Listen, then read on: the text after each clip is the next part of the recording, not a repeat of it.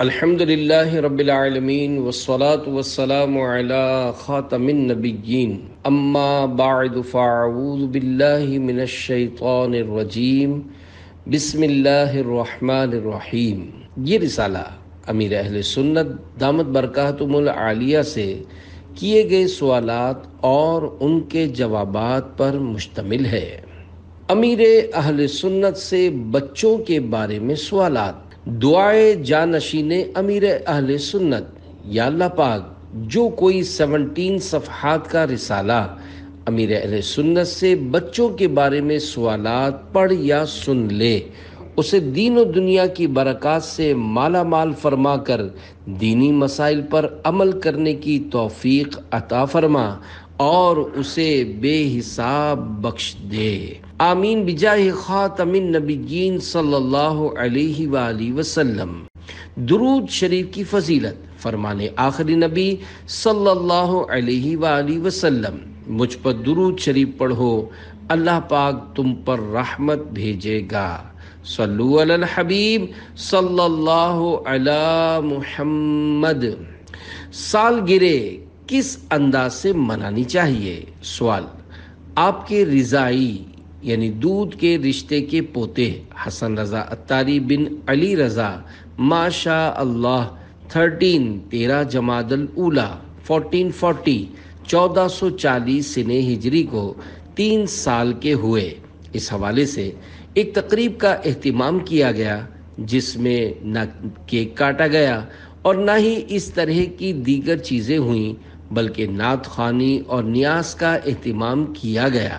یہ ارشاد فرمائیے، کیا ہم اس موقع کو بھی حصول ثواب کے لیے استعمال کر سکتے ہیں؟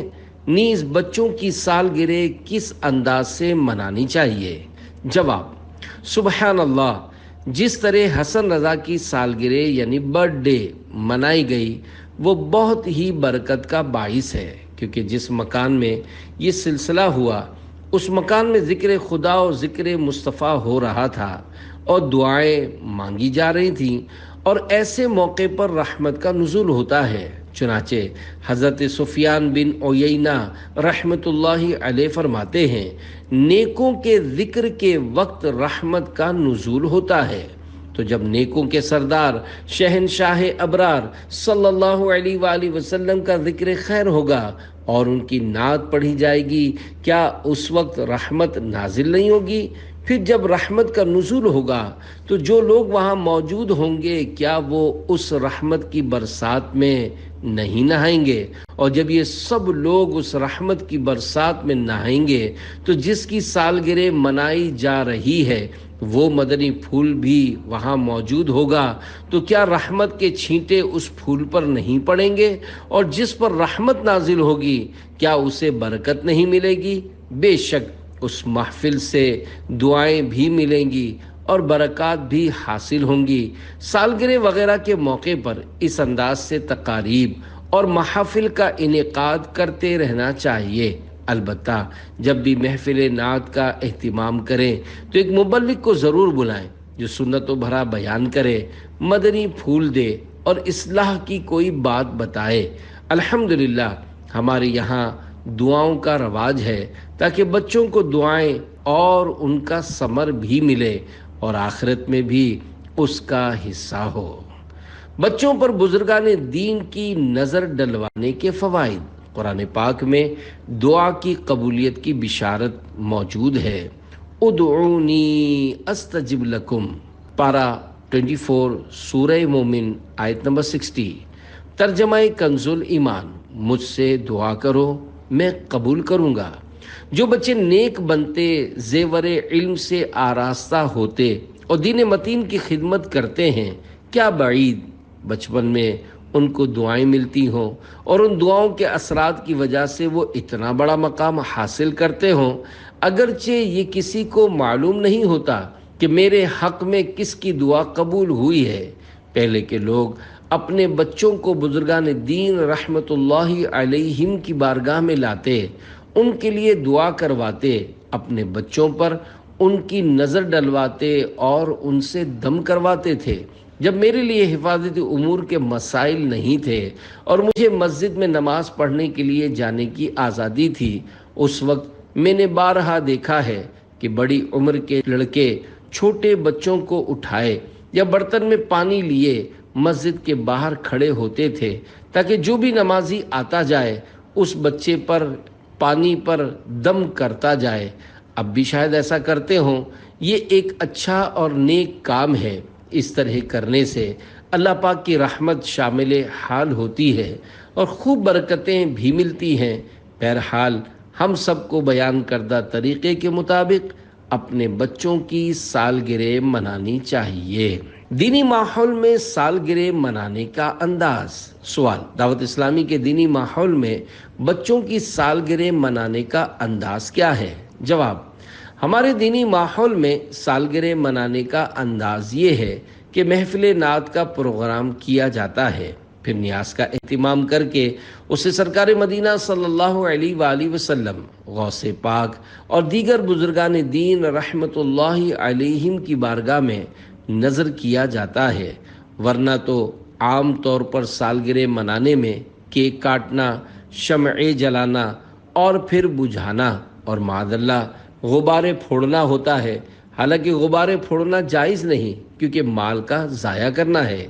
دعوت اسلامی کے دینی ماحول میں یہ طریقہ نہیں ہے۔ اگر کوئی اس طرح کرتا ہے تو اس کے متعلق یہ نہ کہا جائے کہ یہ دعوت اسلامی والا ہے۔ دینی ماحول میں سالگرہ منانے کا جو انداز ہے یہ جائز طریقہ ہے، کوئی بھی عقل مند اسے غلط نہیں کہے گا۔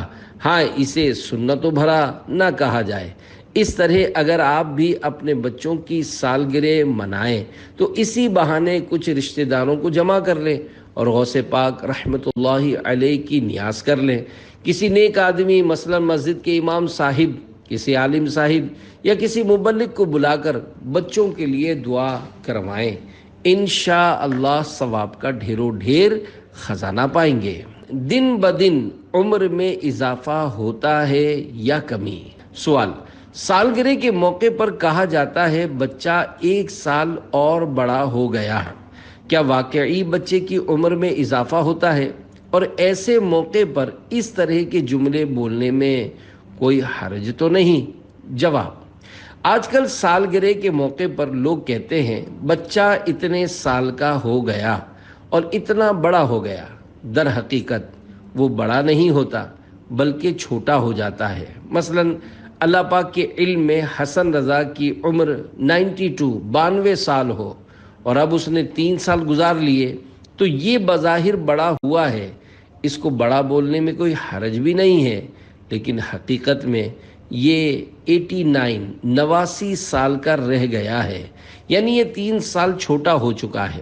سالگرہ کے موقع پر اس انداز سے بھی عبرت حاصل کی جا سکتی ہے۔ آج کل بوڑھے لوگ بھی اپنی سالگرہ مناتے اور خوش ہوتے ہیں، حالانکہ بوڑھا اور خوشی یہ 2 متضاد چیزیں ہیں۔ بوڑھا مسکراتا بھی ہے تو اس کے پیچھے غموں کی دنیا ہوتی ہے، اگر وہ ہنستا ہے تو پیچھے صدموں کا طوفان ہوتا ہے، مگر یہ اسی بوڑھے کے ساتھ ہوتا ہے جو حساس طبیعت ہو، جس کے پیش نظر اپنی موت رہتی ہو اور وہ خوف خدا رکھنے والا ہو۔ جو بوڑھے لوگ غفلت کا شکار ہوتے ہیں، ایسے بوڑھے میری مراد نہیں ہیں۔ میں ان کی بات کر رہا ہوں جن کو میری یہ باتیں سمجھ آتی ہیں اور ان کو اس بات کا شعور بھی ہوتا ہے۔ سالگرہ پر غبارے پھوڑنا اور کیک کاٹنا کیسا؟ سوال: سالگرہ پر غبارے پھوڑنا اور کیک کاٹنا کیسا؟ جواب: فی زمانہ تو سالگرہ کے موقع پر لوگوں کا یہی حال ہے کہ خوب قہقہے بلند کرتے، زور زور سے ہیپی برتھ ڈے کہتے ہوئے غبارے پھوڑ رہے ہوتے ہیں۔ حالانکہ غبارہ پھوڑنا اسراف اور ایک فضول چیز ہے، اس میں مال ضائع ہو رہا ہوتا ہے۔ صرف غبارے لگانا ناجائز نہیں بلکہ انہیں پھوڑ کر ضائع کر دینا اسراف ہے۔ لہٰذا ایسی رسم شروع ہی نہ کی جائے جس سے مسائل کا سامنا کرنا پڑے۔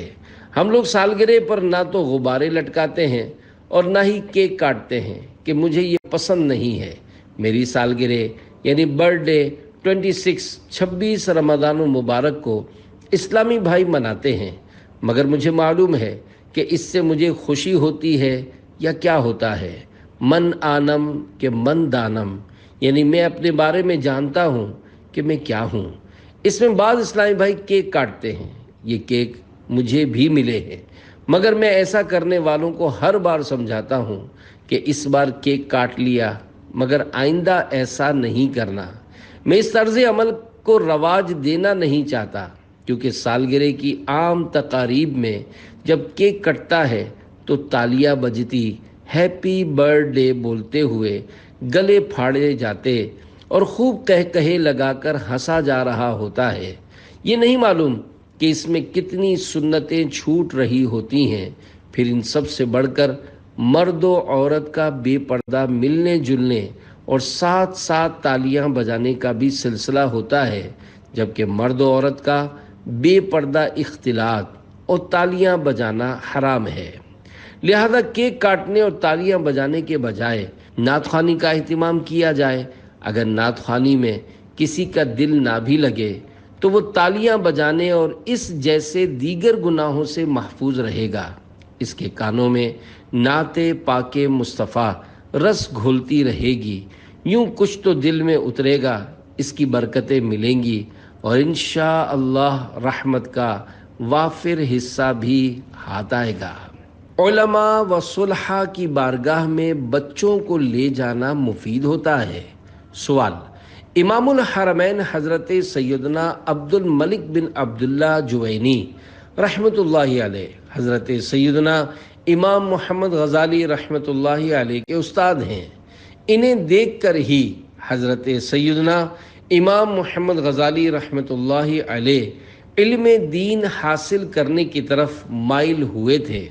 یہ فرماتے ہیں، مجھے جو مقام و مرتبہ ملا اس کا ظاہری سبب یہ ہے کہ میرے والد مجھے علماء اور صلحاء کی بارگاہ میں لے جایا کرتے تھے اور ان سے میرے لیے دعائیں کروایا کرتے تھے۔ یہ ارشاد فرمائیے کہ کیا علماء و صلحاء کی بارگاہ میں اب بھی بچوں کو لے جانا اور ان سے بچوں کے حق میں دعائیں کروانا فائدہ مند ہے؟ جواب: علماء و صلحاء کی بارگاہ میں بچوں کو لے جانا بے شک فائدہ مند ہے، اس میں کوئی شک و شبہ نہیں ہے۔ کسی بھی نیک آدمی سے بچوں پر نظر ڈلوائی اور ان کے حق میں دعا کروائی جا سکتی ہے۔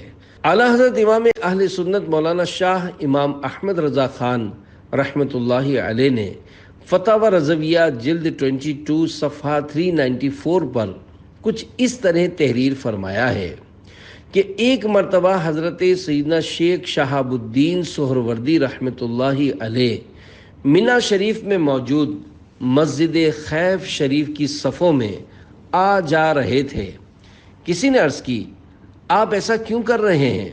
ارشاد فرمایا، میں اس لیے یہ کر رہا ہوں کہ اللہ پاک کے کچھ بندے ایسے ہیں کہ جب ان کی نگاہ کسی پر پڑ جاتی ہے تو اسے ہمیشہ کی سعادت عطا فرما دیتی ہے۔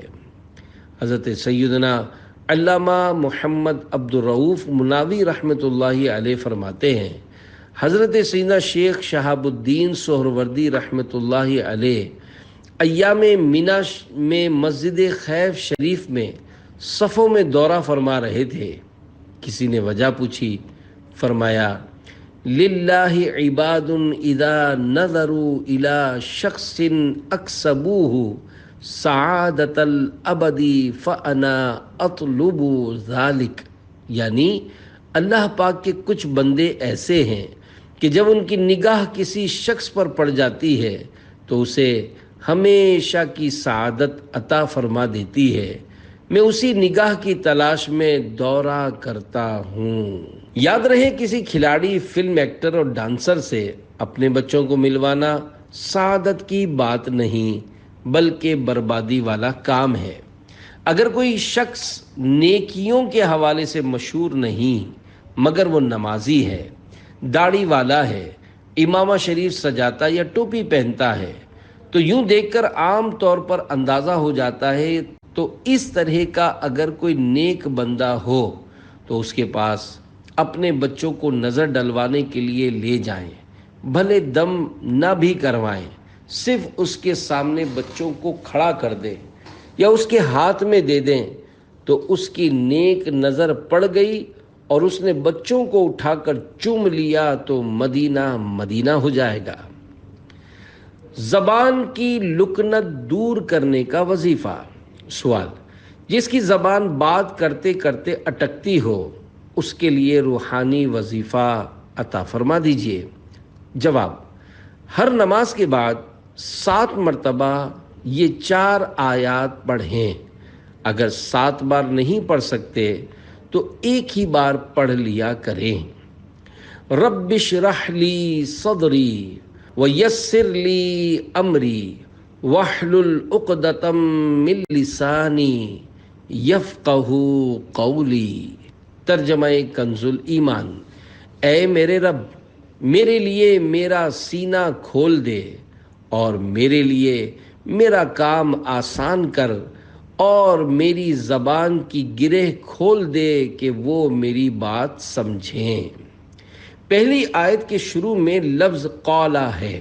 وظیفہ کرتے ہوئے اس لفظ کو نہیں پڑھنا۔ اگر پڑھا تو یہ حضرت سیدنا موسیٰ کلیم اللہ علیہ السلام کے قول کی حکایت ہو جائے گی کہ یہ ان کی دعا ہے۔ انہوں نے بچپن میں منہ میں انگارہ رکھا تھا جس کی وجہ سے زبان شریف میں گرہ پیدا ہوئی، تو اللہ پاک نے انہیں یہ دعا تعلیم فرمائی۔ اگر بچہ ہکلاتا ہو اور وہ خود یہ آیات نہ پڑھ سکتا ہو تو ماں باپ یا کوئی بھی جو صحیح قرآن پاک پڑھ سکتا ہو وہ پڑھ کر اس پر دم کر دیا کرے۔ اللہ کریم اس کی زبان کی گرہ کھول دے گا۔ اغوا سے حفاظت کی احتیاطی تدابیر اور اوراد و وظائف۔ سوال: آج کل بچے بہت زیادہ اغوا ہو رہے ہیں، لہذا اس حوالے سے احتیاطی تدابیر اور اوراد و وظائف بتا دیجیے۔ جواب: جی ہاں، آج کل بچوں کے اغوا ہونے کا سلسلہ جاری ہے۔ اللہ پاک کرم فرمائے، پتہ نہیں بچوں کو کیوں اغوا کیا جا رہا ہے۔ مجھے صوتی پیغام آڈیو میسج کے ذریعے ایک اسلامی بھائی نے بتایا کہ حال ہی میں زمزم نگر حیدرآباد میں ایک 6 سالہ بچی کو اغوا کیا گیا اور پھر دوسرے دن اس کی لاش بوری میں بند ٹکڑوں کی صورت میں کچرا کنڈی کے ڈھیر سے ملی۔ بیچاری 6 سالہ بچی کو اس طرح بے دردی کے ساتھ شہید کر کے کچرا کنڈی پر ڈال دینا سمجھ سے باہر ہے۔ عموماً دشمنی اور خاندانی مسائل کی بنا پر لوگ اس طرح کی وارداتیں کرتے ہیں۔ اس واقعے میں بیچاری بچی کے ماں باپ کے لیے بڑے صدمے کی بات ہے۔ اللہ پاک انہیں صبر عطا فرمائے۔ اسی طرح تاوان کی رقمیں وصول کرنے کے لیے جب کسی کے بچے کو اٹھایا جاتا ہوگا تو اس کے پورے خاندان، کنبے اور قبیلے کی نیند اڑ جاتی ہوگی۔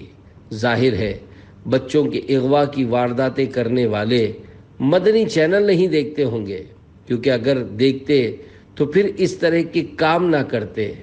بچے اغوا کر کے لوگوں کو پریشان کرنے والوں کو اللہ پاک ہدایت نصیب فرمائے، اور کاش انہیں یہ سوچنے کی توفیق مل جائے کہ بچے اغوا کرنا گناہ کا کام ہے اور انہیں ان قریب مرنا ہے۔ بچوں کو تنہا نہ چھوڑا جائے۔ بچوں کی حفاظت کے لیے ایک احتیاطی تدبیر یہ ہے کہ بچوں کو تنہا نہ چھوڑا جائے اور آنے جانے میں ان کے ساتھ کوئی نہ کوئی بڑا ضرور موجود ہو، کیونکہ تنہا ہونے کی صورت میں یقیناً ان کے اغوا ہونے کا خطرہ بڑھ جائے گا اور کسی بڑے کا ساتھ ہونے کی صورت میں کم ہو جائے گا۔ نیز بچوں کو یہ تربیت بھی دی جائے کہ انہیں جب کوئی پکڑنا چاہے تو وہ رونا دھونا اور چیخو پکار شروع کر دیں، تاکہ اغوا کرنے والے اس خوف سے گھبرا کر بھاگ جائیں کہ لوگ اکٹھے ہو کر انہیں کہیں پکڑ نہ لیں۔ بچوں کا یہ ذہن بھی بنایا جائے کہ کوئی کتنا ہی لالچ دے، ٹافیاں اور کھلونے دکھائے، مگر وہ اس کے ساتھ نہ جائیں۔ ہمیں گھر میں شروع سے ہی یہ تعلیم و تربیت دی گئی کہ کوئی پیسہ یا کوئی اور چیز دے، بلکہ میری والدہ تو یہاں تک کہتی تھیں کہ اگر کوئی سونے کا ڈھیر بھی تمہارے سامنے کر دے تب بھی اس کے پاس نہیں جانا۔ بچوں کی حفاظت کا وظیفہ۔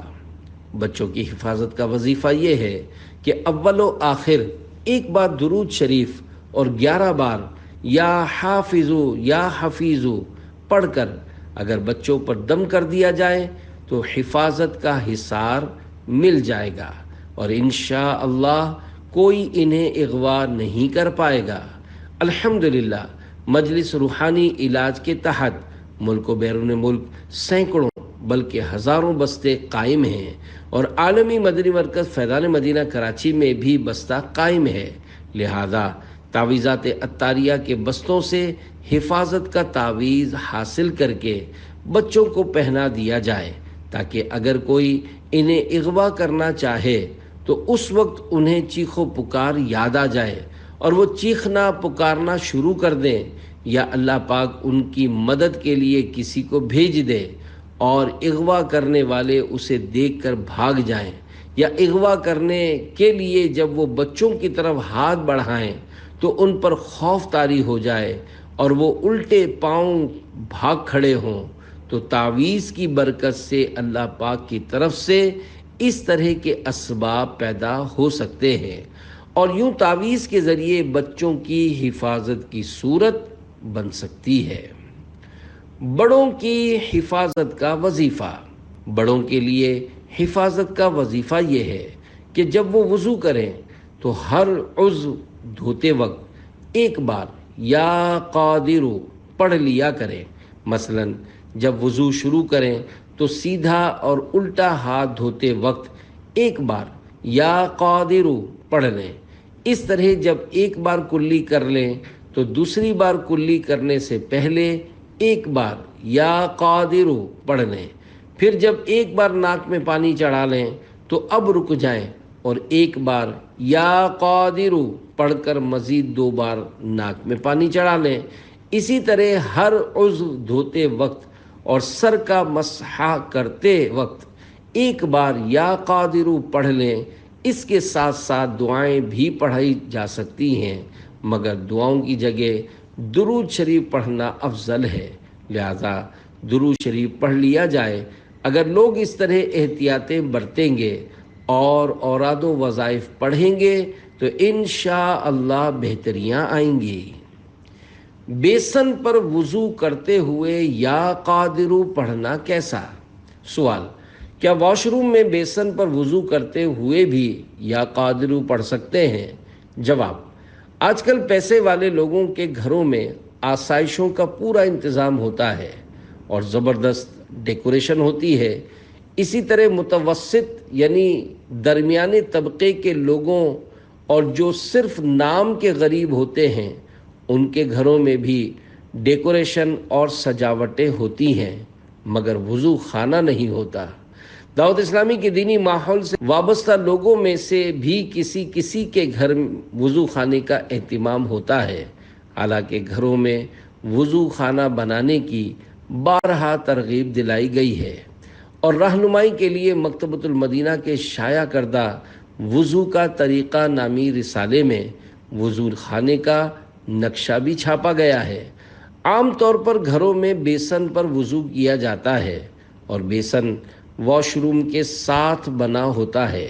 یاد رکھیے، اگر بیسن واش روم کے ساتھ بنا ہوا ہو تو وضو کرتے ہوئے یا قادر اور وضو کرنے سے پہلے بسم اللہ نہیں پڑھ سکتے، چونکہ وضو سے پہلے بسم اللہ پڑھنا مستحب ہے اور فقط اللہ پاک کا نام لینا سنت مؤکدہ ہے۔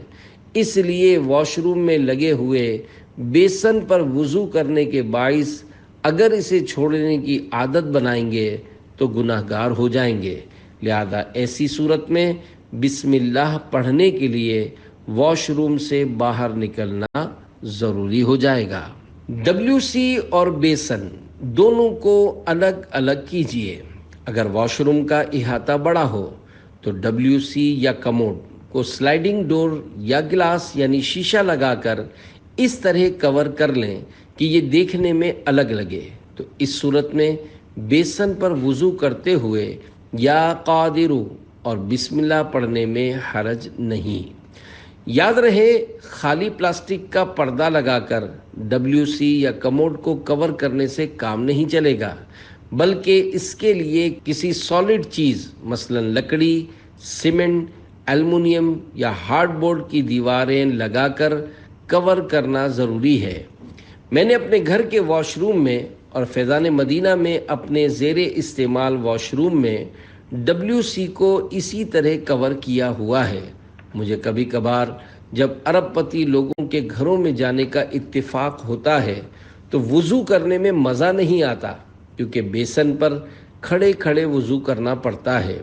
جب گھروں میں بیسن پر وضو کرنا پڑتا ہے، یا تو ان گھروں میں بڑے بوڑھے نہیں ہوتے ہوں گے یا پھر بیچارے کھڑے کھڑے وضو کرتے ہوں گے، جس کے باعث بیچاروں کی ٹانگوں میں درد ہو جاتا ہوگا اور بسا اوقات وہ گر بھی پڑتے ہوں گے۔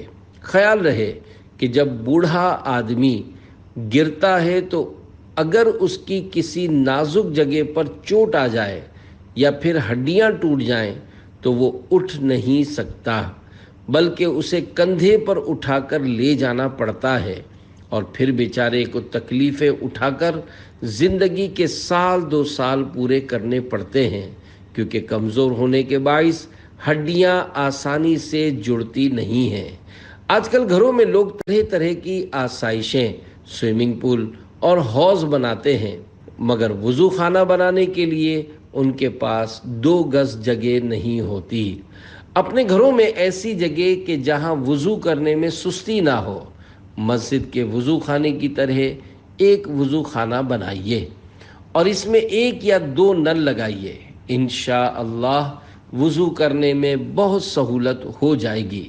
اگر اس نیت سے اپنے گھر میں وضو خانہ بنائیں گے کہ اللہ پاک کا نام لے سکیں، درود پاک پڑھ سکیں اور یا قادرو پڑھ سکیں، تو یہ وضو خانہ بنانا بھی عبادت بن جائے گا۔ وضو خانہ کس طرح بنایا جائے، اس کے لیے دعوت اسلامی کے مکتبۃ المدینہ سے وضو کا طریقہ نامی رسالہ حاصل کر کے اس کا مطالعہ کیجیے۔ اس رسالے میں وضو خانہ بنانے کے مدنی پھول اور تصویر بھی دی گئی ہے کہ کس طرح وضو خانہ بنانا ہے۔ کارٹون والی چپل پہننا کیسا؟ سوال: آج کل بچے کارٹون والی چپل اور کارٹون والے کھلونے لینے کی ضد کرتے ہیں، جبکہ ہم نے بڑوں سے سنا ہے کہ کارٹون والی کوئی چیز گھر میں نہیں رکھنی چاہیے۔ اس بارے میں شرعی رہنمائی فرما دیجیے۔ جواب: جو کارٹون کسی ذی روح یعنی جاندار، مثلا کسی ایسے زندہ انسان یا جانور کی حکایت کرے جو پایا جاتا ہو، تو ایسا کارٹون بنانا ناجائز اور ممنوع ہے، کیونکہ وہ تصویر کے حکم میں ہے۔ رہا تصویر والے جوتوں کا معاملہ، تو جوتے میں جیسی بھی تصویر ہو، بھلے کسی انسان کی صحیح تصویر بھی ہو، تب بھی اگر بچہ وہ جوتا پہنتا ہے تو کوئی ممانعت نہیں ہے، کیونکہ جوتا توہین کی جگہ ہے۔ اس پر موجود تصویر نہ رحمت کے فرشتوں کے لیے رکاوٹ ہے اور نہ ہی نماز میں اس سے کوئی مسئلہ ہوگا۔ البتہ جوتے پر جاندار کی تصویر بنانے والا گناہگار ہے۔ جائز کھلونوں سے کھیلا جا سکتا ہے، لیکن انہیں توہین کی جگہ پر رکھا جائے۔ بعض لوگ کھلونوں کے لیے گھر میں شوکیس یا خانے بنواتے ہیں اور ان میں ایسی تصاویر والے کھلونے رکھتے ہیں جو جاندار کی حکایت کر رہے ہوتے ہیں۔ اس پر وعید ہے اور ان کی وجہ سے رحمت کے فرشتے گھر میں داخل نہیں ہوتے۔ البتہ ایسے کھلونے اگر ادھر ادھر پڑے ہوں اور ٹھوکروں میں آ رہے ہوں تو پھر ممانعت نہیں ہے۔ بچوں کے ساتھ نرمی کیجیے۔ سوال: کیا کھیلنے کودنے والے چھوٹے بچوں کو والدین کی خدمت کرنی چاہیے؟ جواب: چھوٹے بچوں کو بھی والدین کی خدمت کرنی چاہیے۔ ابھی سے خدمت کریں گے تو بڑے ہو کر بھی کریں گے، نیز اس سے ماں باپ کی دعائیں ملیں گی اور وہ خوش بھی ہوں گے۔ البتہ ماں باپ کو چاہیے کہ بچے کی طاقت اور ہمت کے مطابق خدمت لیں، اتنی خدمت نہ لیں کہ بچے پر بوجھ پڑ جائے اور وہ تھک جائے۔ جب بچہ خدمت کرے تو والدین کو چاہیے کہ اس کی دل جوئی اور حوصلہ افزائی کریں۔ دل جوئی ثواب کا کام ہے اور حوصلہ افزائی بچے کی پگار ہے۔ دل جوئی کا دنیاوی فائدہ یہ ہوتا ہے کہ بچہ زیادہ کام کرتا ہے اور خوش دلی کے ساتھ کرتا ہے۔ جب تک بچے کی حوصلہ افزائی نہیں ہوگی وہ ترقی نہیں کرے گا۔ اگر بچے کو ٹوکتے رہیں گے اور تنقید کرتے رہیں گے تو وہ دل توڑ کر بیٹھ جائے گا۔ بچہ کبھی بہت اچھا کام کر لے تو اسے انعام بھی دینا چاہیے اور دعائیں بھی دینی چاہیے۔ ایسا نہ ہو کہ ہر وقت بچے کو کوستے اور پیٹتے رہیں، کیونکہ اگر قبولیت کی گھڑی ہوئی اور اس کو بد دعا لگ گئی تو رونا بھی آپ کو پڑے گا۔ جو والدین ہر وقت اپنے بچوں کو ڈانٹتے رہتے ہیں ان میں علم اور تربیت کی کمی ہوتی ہے۔ ماں بچوں کے ابو کا ذہن بنائے گی کہ تم نے اس کو سر پر چڑھا کر رکھا ہے، تم اس کو کچھ بولتے نہیں ہو، اسے مارتے نہیں ہو، اس کی پٹائی کرو۔ باپ کا روب ہوتا ہے، سختی کرو۔ اگر باپ ان باتوں میں آ جائے تو اولاد آگے چل کر ایسی باغی ہوتی ہے کہ بڑی ہو کر ماں باپ کو اولڈ ہاؤس کا راستہ دکھاتی ہے۔ ماں باپ کی اپنی بھلائی اسی میں ہے کہ نرمی کریں اور پیار کریں۔ ٹھیک ہے کہ ضرورتاً شریعت کی حد میں رہ کر سختی بھی کی جا سکتی ہے، لیکن بات بات پر ڈانٹ ڈپٹ اور ٹوک ٹاک ٹھیک نہیں ہوتی بلکہ نقصان دہ ہوتی ہے۔ بچے ضد کیوں کرتے ہیں؟ سوال: چھوٹے بچے بہت ضدی ہوتے ہیں، ان کی ایسی تربیت کس طرح کی جائے کہ یہ ضدی نہ بنے، اور جب یہ ضد کر رہے ہوں اس وقت ایسا کیا کیا جائے کہ یہ ضد سے باز آ جائیں؟ نیز بچوں کی تربیت کے حوالے سے رہنمائی فرما دیجیے۔ جواب: اگر یہ ضد نہیں کریں گے تو انہیں بچہ کون بولے گا؟ بچے کچھ نہ کچھ ضد تو کرتے ہی ہیں، ان سے بڑوں کو سیکھنا چاہیے۔ گویا وہ ضد کر کے اپنے بارے میں بتا رہے ہوتے ہیں کہ میں بچہ ہوں، لیکن آپ بچے نہیں ہیں، لہذا آپ ضد نہ کیا کریں۔ یعنی ضد کرنا بچوں کا کام ہے، بڑوں کا کام نہیں ہے۔ بچوں کے مستقل طور پر ضدی بن جانے کی وجہ یہ ہوتی ہے کہ والدین شروع سے ہی ان کی ہر ضد پوری کرتے آ رہے ہوتے ہیں، تو بچے بڑے ہو کر بھی اسی عادت میں مبتلا رہتے ہیں۔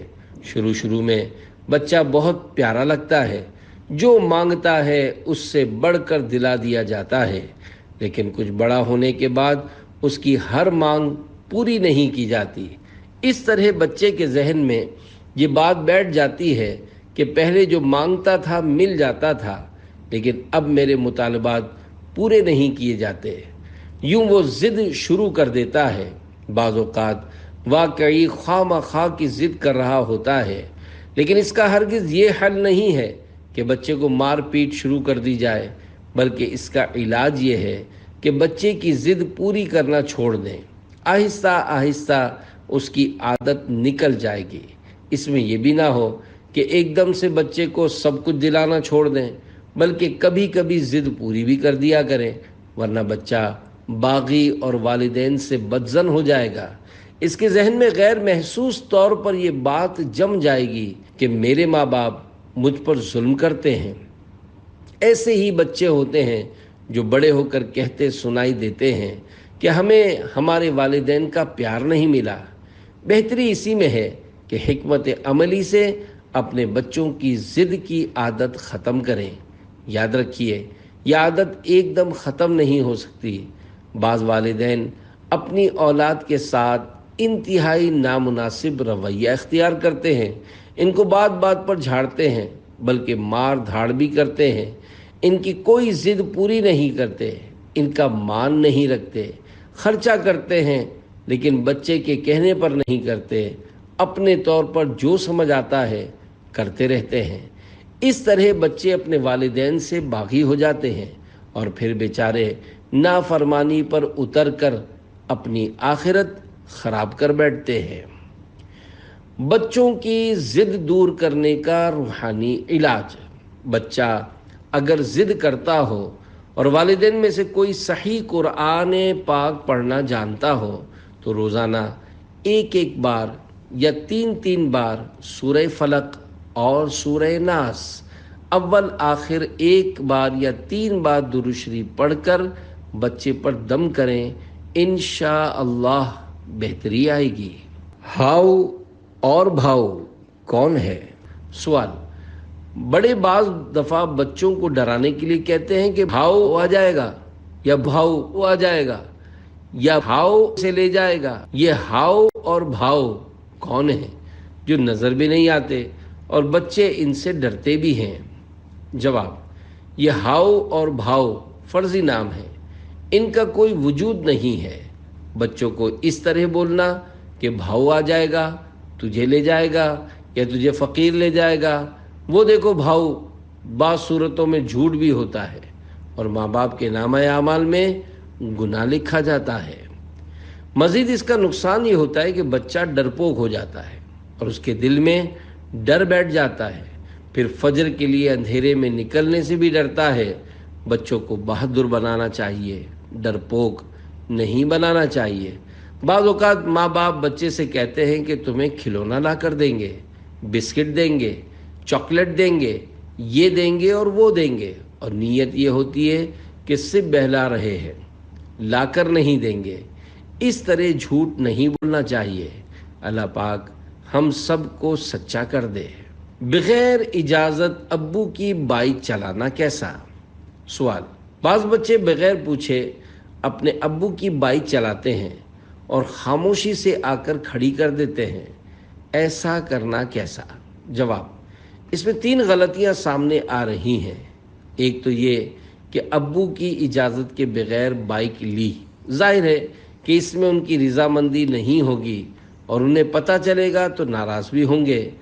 دوسری غلطی یہ کہ بغیر لائسنس گاڑی چلائی، جبکہ تیسری غلطی یہ کی کہ چھوٹی عمر میں گاڑی چلائی، کیونکہ 18 سال سے کم عمر بچوں کو گاڑی چلانا منع ہے۔ ایکسیڈنٹ کا زیادہ خطرہ ہوتا ہے اور 18 سال سے کم عمر بچوں کا لائسنس بھی نہیں بنتا۔ بغیر اجازت اور وہ بھی چھوٹی عمر میں گاڑی نہیں چلانی چاہیے، کیونکہ اس میں جان کا خطرہ بھی ہے اور گاڑی ٹوٹ پھوٹ کا شکار ہو سکتی ہے، جس میں ابو کا نقصان ہے۔ اگر کسی کو ٹکر مار دی یا کسی کا نقصان کر دیا تو پھر کیس ہو جائے گا، اور کراچی میں تو بچوں کی بھی جیل ہے۔ ایسا کرنے پر بچہ چھوٹ کر نہیں جا سکے گا اور اسے جیل میں ڈال دیا جائے گا۔ پھر امی ابو اور خاندان والے الگ پریشان ہوں گے، رونے دھونے کا بھی کوئی فائدہ نہیں ہوگا اور جیل سے جانے نہیں دیا جائے گا۔ ان سب چیزوں میں نہ جانے کتنا پیسہ بھی خرچ ہو جائے گا، اس لیے خوب احتیاط کرنی ہے اور ملک و شریعت کا قانون بھی نہیں چھوڑنا۔ بچوں کو بھی دوسروں کو سلام کرنا چاہیے۔ سوال۔ بعض بچے سلام کرنے میں شرماتے ہیں، ہمیں کس کس کو سلام کرنا چاہیے؟ جواب: بچوں کو بھی سلام کرنا چاہیے تاکہ عادت پڑے۔ جو بھی بڑے ہیں جیسے امی ابو باجی بھائی چاچو انکل آنٹی اور پڑوس میں رہنے والے، بلکہ جو بھی مسلمان ہیں، انہیں آمنا سامنا ہونے پر یا موقع ملنے پر سلام کرنا چاہیے۔ کوئی گھر آئے تو سلام کریں، کسی کے گھر جائیں تو سلام کریں۔ ابھی سے عادت ڈالیں گے تو انشاءاللہ الکریم آگے چل کر یہ عادت کام آئے گی۔